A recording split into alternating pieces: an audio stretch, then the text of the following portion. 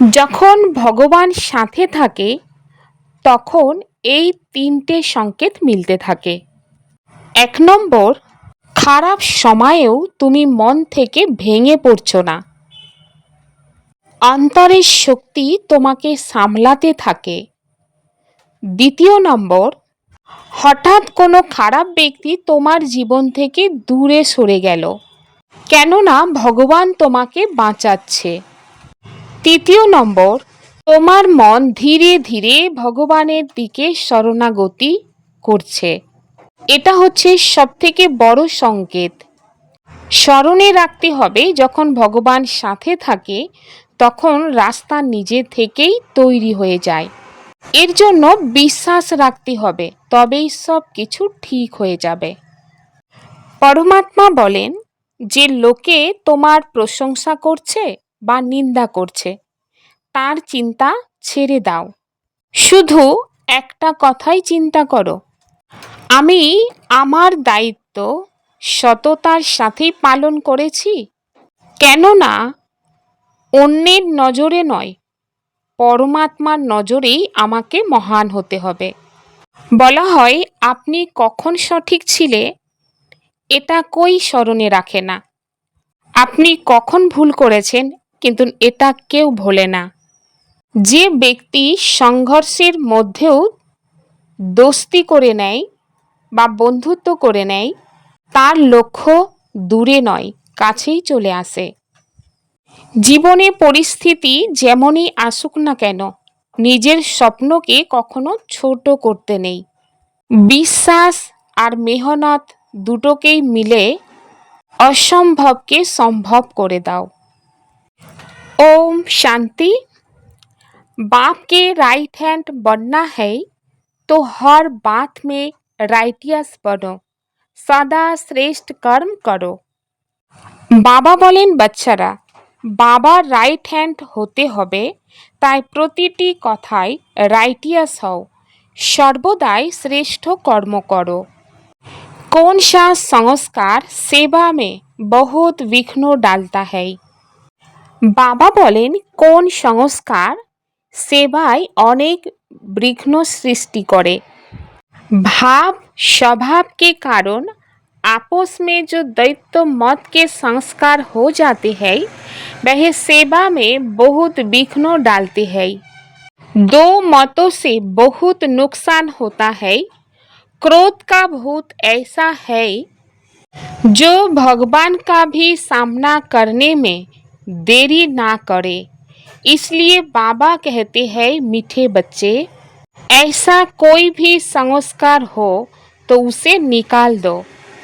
বাবা বলেন বাচ্চারা, মনোভাব স্বভাবের কারণে নিজেদের মধ্যে যে দ্বিমতের সংস্কার হয়ে যায় সেই সংস্কার সেবায় অনেক বিঘ্নের সৃষ্টি করে। দুটি মত হলে খুব ক্ষতি হয়। ক্রোধের ভূত এমন হয় যে ভগবানের বিরোধিতা করতেও সংকোচ বোধ করে না। তাই বাবা বলেন মিষ্টি বাচ্চারা, এমন কোনো সংস্কার থাকলে তা দূর করে দাও। আত্মারূপী বাচ্চারা অর্থাৎ শিব বাবা হলেন সুপ্রিম আত্মা, তার সন্তান আত্মারা শরীররূপী কর্ম ইন্দ্রিয়ের দ্বারাই গীত শুনল। বাবা বলেন বাচ্চারা, এখন তো বাচ্চাদের অর্থাৎ তোমাদের আত্ম অভিমানী হতে হবে। এর জন্য অনেক পরিশ্রমও আছে। ক্ষণে ক্ষণে নিজেকে আত্মা নিশ্চয় করে পরমাত্মা বাবাকে স্মরণ করতে হবে। এ হলো গুপ্ত পরিশ্রম। বাবা হলেন গুপ্ত, সুতরাং পরিশ্রম গুপ্ত রূপে করান। বাবা স্বয়ং এসে বলেন বাচ্চারা আমাকে স্মরণ করো, তাহলে কল্পে ৫,০০০ বছর পূর্বের মতো পুনরায় শতপ্রধান হবে। বাবা বলেন বাচ্চারা তো বুঝেছে যে আমরাই শতপ্রধান ছিলাম, তারপরে আমরাই তমপ্রধান হয়েছি। শতপ্রধান অবশ্যই হতে হবে। গীতে বলা হয়েছে যে ভাগ্য হারিয়েছে সেই ভাগ্য পুনরায় প্রাপ্ত করার যুক্তি বলে দেন একমাত্র সর্বশক্তিমান বাবা। কারণ তিনি সবাইকে পবিত্র করেন, তাই না? বাবা বাচ্চাদেরকে বোঝান যে রুহানি বাচ্চারা এখন ভাগ্য নির্মাণ করতে এসেছো। স্টুডেন্টরা স্কুলে ভাগ্য নির্মাণ করতে তো যায়, তাই না? তারা তো হয় ছোট ছোট বাচ্চা, তোমরা তো ছোট নয়, তোমরা তো হলে সবাই প্রাপ্তবয়স্ক, ভাগ্য নির্মাণ করছো। হ্যাঁ, অনেক বৃদ্ধরাও আছে। বৃদ্ধ বয়সে পড়াশোনা করার থেকে যৌবনকালে পড়াশোনা করা ভালো। যৌবনকালে বুদ্ধি ভালো থাকে। এ তো সবার জন্য সহজ। বাবা বলেন, তোমাদের শরীর তো বড়, তাই না? শিশুরাও এত জ্ঞান বুঝতে পারবে না। কারোর দেহের অর্গানগুলি তাদের ছোট। স্তুতি, নিন্দা, সুখ দুঃখ এইসব কথা তোমরা বুঝতে পারো। আত্মা তো হলো বিন্দু। শরীরের বৃদ্ধি হতে থাকে, আত্মা তো এক রসই থাকে, কখনো घाटती वृद्धि হয় না। आत्मा की बुद्धि के लिए बाप कस्तूरी जैसी सौगात दे रही है, क्योंकि अभी तो बुद्धि बिल्कुल तमो प्रधान बन गई, सो अब सच्चो भी बन रही है। ये चित्र तुमको समझाने में बहुत काम में आती है। भक्ति मार्ग में देवताओं के आगे जाकर माथा झुकाते हैं, पूजा करते हैं। आगे तुम भी अंधश्रद्धा से जाते थे, शिव के मंदिर में जाते थे। तुमको ये थोड़ी पता था कि ये शिव बाबा है।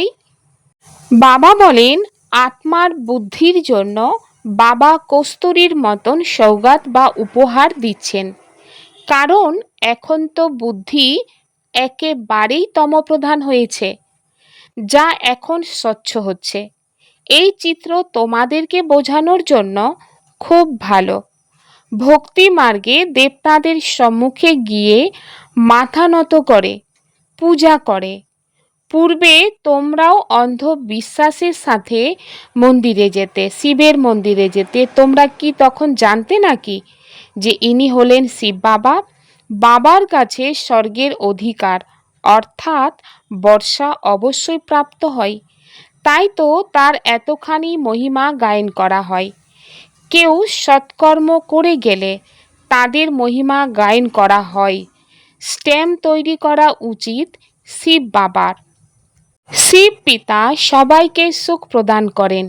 বাবা বলেন, আমি তোমাদেরকে সুখধামের মালিক বানাই। বৃদ্ধা মাতারা এই কথা তো বোঝে যে আমরা শিব বাবার কাছে এসেছি। বাবা হলেন বিচিত্র। তিনি এই চিত্রের দেহের অর্থাৎ ব্রহ্মার দেহে প্রবেশ করেছেন। নিরাকারকে বিচিত্র বলা হয়। বুদ্ধিতে থাকে আমরা শিব বাবার কাছে যাই, যিনি এই টেম্পোরারি চিত্রটি ধারণ করেছেন। পতিতদের পবিত্র করে মুক্তি, জীবন মুক্তি প্রদান করেন বা শান্তিধাম সুখধামের নিবাসী বানিয়ে দেন। মানুষ শান্তি প্রাপ্ত করার জন্য চেষ্টা করে। ভগবানকে পেলেই শান্তি প্রাপ্ত হবে। সুখের জন্য পুরুষার্থ করে না, শুধু বাবার কাছে, বাবার ঘরে যাব, ভগবানের সঙ্গে মিলিত হব। এই সময়ে সবাই মুক্তির অপেক্ষায় রয়েছেন। জীবন মুক্তি প্রাপ্ত করো একমাত্র তোমরা ব্রাহ্মণরা, বাকিরা সবাই মুক্তির আশা রাখে। জীবন মুক্তির পথ বলে দেবে এমন কেউ নেই।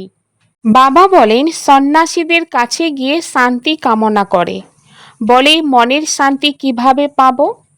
যারা পথ বলে দিচ্ছে তারা সবাই মুক্তিতে যাবে, তো মোক্ষ কি সে কথাও বুদ্ধিতে নেই। অস্থিরতার কারণে বিরক্ত হয়ে বলে যে মুক্তিতে গেলেই ভালো। বাস্তবে মুক্তিধাম হলো আত্মাদের থাকার জায়গা, নিবাস স্থান। বাবা বলেন, এতগুলি সেন্টারের বাচ্চারা আছে, সবাই জানে যে আমরা নূতন দুনিয়ার জন্য রাজ্য ভাগ্য প্রাপ্ত করি। বাবা আমাদের নূতন দুনিয়ায় রাজ্য প্রদান করেন। কোথায় দেবেন? নূতন দুনিয়ায় দেবেন নাকি পুরানো দুনিয়ায় দেবেন? বাবা বলেন, আমি আসি সঙ্গমে, আমি না সত্যযুগে আসি না কলিযুগে আসি, দুটি যুগের মধ্যকালেই আসি। বাবা তো সবাইকে সদ্গতি দেবেন, তাই না? এমন তো নয় দুর্গতিতে রেখে যাবেন। সদ্গতি ও দুর্গতি একত্রে থাকতে পারে না। বাচ্চারা জানে এই পুরানো দুনিয়ার বিনাশ হবে। বাবা বলেন সদ্গতি ও দুর্গতি একত্রে থাকতে পারে না। বাচ্চারা জানে এই পুরানো দুনিয়ার বিনাশ হবে, তাই এই দুনিয়ার প্রতি মোহ রাখবে না। বুদ্ধি বলে সঠিকভাবে আমরা এখন সঙ্গম যুগেই আছি। এই দুনিয়া তো পরিবর্তন হবেই। এখন বাবা এসেছেন। বাবা বলেন আমি প্রতি কল্পের সঙ্গমে আসি, তোমাদের দুঃখ থেকে মুক্ত করে হরিদ্বারে নিয়ে যাই। এ হলো জ্ঞানের কথা। হরিদ্বার কৃষ্ণের দ্বার, অর্থাৎ কৃষ্ণপুরীকে বলা হয়। আচ্ছা, তার কাছে রয়েছে লক্ষণ ঝুলা। প্রথমে হরিদ্বারে আসবে, সত্যযুগের হরিদ্বার বলা হয়। পরে রাম লক্ষণকে ইত্যাদিকে দেখিয়েছে। সেসব তো হলো বানানো কথা। রামের কতজন ভাই দিয়ে দিয়েছে? 4টি ভাই তো হয় না। বলেন একদিকে হলো ঈশ্বরীয় সন্তান, অন্যদিকে হলো আসুরিক সন্তাन। अभी तुम जानते हो शिव बाबा ब्रह्मा तन में आए हैं। शिव है बाबा, ब्रह्मा है दादा, प्रजापिता है। वह आत्माओं का पिता तो अनादि है ना। इस समय ब्राह्मणों को रचते हैं। ऐसा नहीं कि शिव बाबा शालिग्राम को रचते हैं, नहीं। शालिग्राम तो अविनाशी है ही। शिव बाप आकर पवित्र बनाते। जब तक आत्मा पवित्र नहीं बनी है तब तक शरीर कैसे पवित्र बन सकता है। বাবা বলেন এখন তোমরা জানো শিব বাবা ব্রহ্মার দেহে এসেছেন। শিব বাবা আছেন, ব্রহ্মা হলেন দাদা, প্রজাপিতা। শিব বাবা হলেন আত্মাদের অনাদি পিতা। এই সময় ব্রাহ্মণদের রচনা করেন। এমন নয় যে শিব বাবা শালিগ্রাম রচনা করেন, না, শালিগ্রাম তো অবিনাশীই আছে, শুধু বাবা এসে পবিত্র করেন। যতক্ষণ আত্মা পবিত্র না হচ্ছে ততক্ষণ শরীর কিভাবে পবিত্র হবে? আমরা আত্মারা পবিত্র ছিলাম তখন শতপ্রধান, এখন তমপ্রধান হয়েছ, পুনরায় শতপ্রধান হবে কিভাবে? এ হলো সহজ বোধগম্যের কথা। তোমরা এই সময় খাদযুক্ত হয়ে তমপ্রধান হয়ে গিয়েছ, এখন আবার তোমাদের শতপ্রধান হতে হবে। হিসাব নিকাশ মিটিয়ে সবাই শান্তিধাম বা সুখধামেই আসবে। আত্মারা নিরাকারী ঘর অর্থাৎ পরমধাম থেকে কিভাবে আসে? তারই স্মরণচিহ্ন রূপে খ্রিস্টানরা বৃক্ষের বাল্ব লাগিয়ে উৎসব পালন করে। তোমরা জানো এই সব ধর্মের আলাদা আলাদা শাখা আছে। সেখান থেকে আত্মারা ক্রম অনুসারে নিচে নেমে আসে। এই নলেজ তোমরা পেয়েছ। আমরা আত্মা, আমাদের ঘর শান্তিধাম, এখন হলো সঙ্গম। সেখান থেকে সব আত্মারা নিচে এসে যাবে, তারপর সবাই ফিরবে। প্রলয় তো হবে না। বাবা বলেন তোমরা জানো আমরা বাবার কাছে ভাগ্য নির্মাণ করতে, পুনরায় স্বরাজ্য প্রাপ্ত করতে এসেছি। এই কথাটি শুধু বলার কথা নয়, স্মরণের দ্বারাই স্বর্গের অধিকার প্রাপ্ত হবে। বাবা বলেন দেহ সহ যে সকল আত্মীয় পরিজন ইত্যাদি আছে সবাইকে ভুলে যাও। চিত্র ও বিচিত্র আছে, তাই না? বিচিত্র তাকে বলা হয় যাকে চোখে দেখা যায় না। এই হলো খুব সূক্ষ্ম মহিন কথা। আত্মা খুবই সূক্ষ্ম। আত্মাকে ক্ষণে ক্ষণে পার্ট প্লে করতে হয় এবং কারোর বুদ্ধিতে এমন কথা নেই। সর্বপ্রথমে তো বুদ্ধিতে এই কথাটি স্থির রাখতে হবে যে আত্মারা ভাই ভাই আর পরমাত্মা আমাদের পিতা। তাকেই পতিত পাবন হে ভগবান বলে স্মরণ করা হয়। অন্য কোনো স্থানে যাওয়ার দরকার নেই। অতএব স্মরণ একজনকেই করা উচিত, তাই না? ভগবানকে স্মরণ করা হয় তো নিশ্চয় তার কাছে কিছু প্রাপ্ত হবে। তাহলে দাঁড়ে দাঁড়ে গিয়ে ধাক্কা কেন খাও? ভগবানকে তো পরমধাম থেকে নিচে আসতে হবে, তাই না? আমরা তো যেতে পারবো না, কারণ আমরা পতিত থেকে পাবন হতে এসেছি। যতক্ষণ না পাবন হয়ে যেতে পারবো ততক্ষণ তো যেতে পারবো না। এখন বাবা বলেন, তোমরা জানো আর আশ্চর্য বোধ করো, ভক্তি মার্গে পাঠ কীরকম ওয়ান্ডারফুল। একমাত্র ভগবানকেই স্মরণ করে, হে ঈশ্বর, হে পরমপিতা ও গডফাদার। যখন উনি একজনই, তো অন্যদিকে ধাক্কা কেন খাও? উনি এক ওপরে বাস করেন, কিন্তু এইসব পূর্ব নির্দিষ্ট আছে। ড্রামা অনুযায়ী ভক্তি করেন বোধহীন হয়ে। এখন তোমরা পুনরায় বুদ্ধিমত্তা সম্পন্ন হয়েছ। আত্মা সুবুদ্ধি সম্পন্ন হলেও তখন আর লুকিয়ে থাকতে পারে না। তারা সর্বদাই শ্রেষ্ঠাচারী কর্ম করবেন। বাবা বলেন, আমি হলাম দুঃখ হরণকারী, সুখ প্রদানকারী। তাহলে বাচ্চাদেরকেও কতখানি মিষ্টি হওয়া উচিত, বাবার রাইট হ্যান্ড হওয়া উচিত। এখন বাচ্চারাই বাবার প্রিয় সন্তান, রাইট হ্যান্ড, তাই না?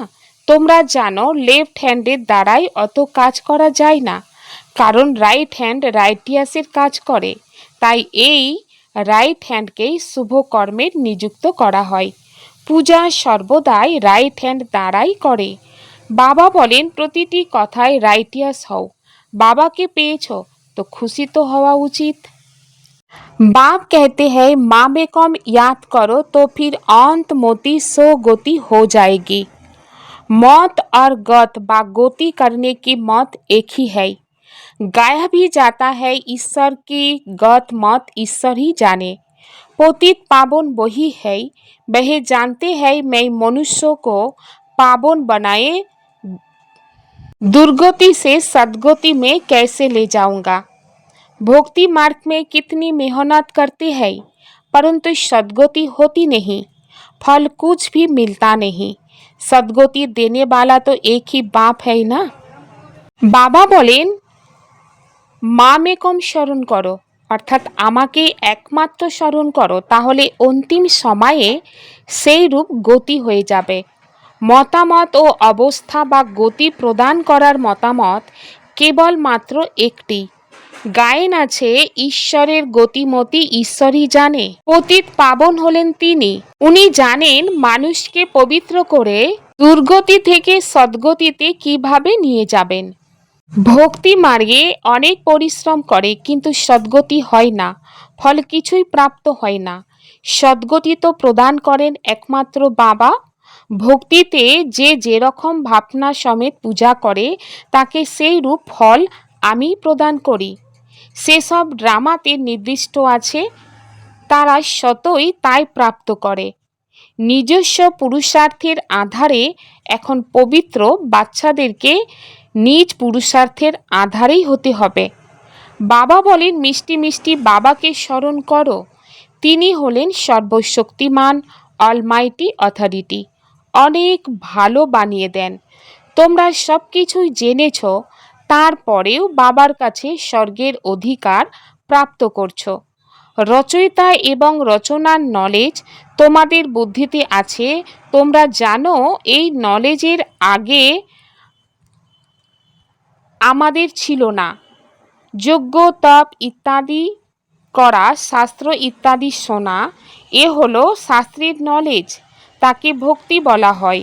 তাতে মুখ্য লক্ষ্য কিছু থাকে না। পড়াশোনাতে মুখ্য লক্ষ্য থাকে, কিছু তো নলেজ থাকে।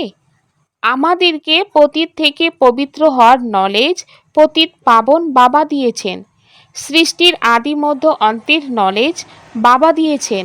এই সৃষ্টি চক্র কিভাবে আবর্তিত হয়, এতে সবাই হলো কুশীলব পাঠধারী। এ হলো অনাদি নাটক, যা পূর্ব রচিত। এই অসীমের নলেজ তো অবশ্যই থাকা উচিত। तुम बच्चे जानते हो, अभी हम घोर अंधियार से निकाल घोर सोचने में जा रहे हैं। तुम अभी देवता बन रहे हो, ये भी समझना है कि आदि सनातन देवी देवता धर्म है, जिसे हिंदू धर्म कह दिया है। धीरे धीरे ये बात भी समझ जाएंगे। बच्चों को खड़ा होना चाहिए। इसमें तो ढेर बच्चे चाहिए। বাবা বলেন, বাচ্চারা তোমরা জানো এখন আমরা ঘোর অন্ধকার থেকে বেরিয়ে সম্পূর্ণ আলোয় যাচ্ছি। তোমরা এখন দেবতার পরিণত হচ্ছ, এই কথা বোঝাতে হবে যে আদি সনাতন দেবী দেবতার ধর্ম, যাকে হিন্দু ধর্ম বলা হয়েছে, ধীরে ধীরে এই কথাও বুঝবে। বাচ্চাদেরকে উঠে দাঁড়ানো উচিত। এর জন্য অসংখ্য বাচ্চা চাই। দিল্লি বা দিল্লিতে কনফারেন্স করতে হবে। পরিস্থান তো দিল্লিকেই বলা হয়। এই যমুনার উপকণ্ঠে ছিল দিল্লি, তো রাজধানী। অনেকের অধিকার ছিল, দেবতাদের রাজধানী দিল্লি ছিল। দিল্লিতে বিশাল কনফারেন্স হওয়ার দরকার, কিন্তু মায়া এমন যে আয়োজন করতেই দেয় না, বিঘ্নের সৃষ্টি করে। কারণ আজকাল নানান মনোভাব স্বভাবের প্রভাব অনেক বেশি।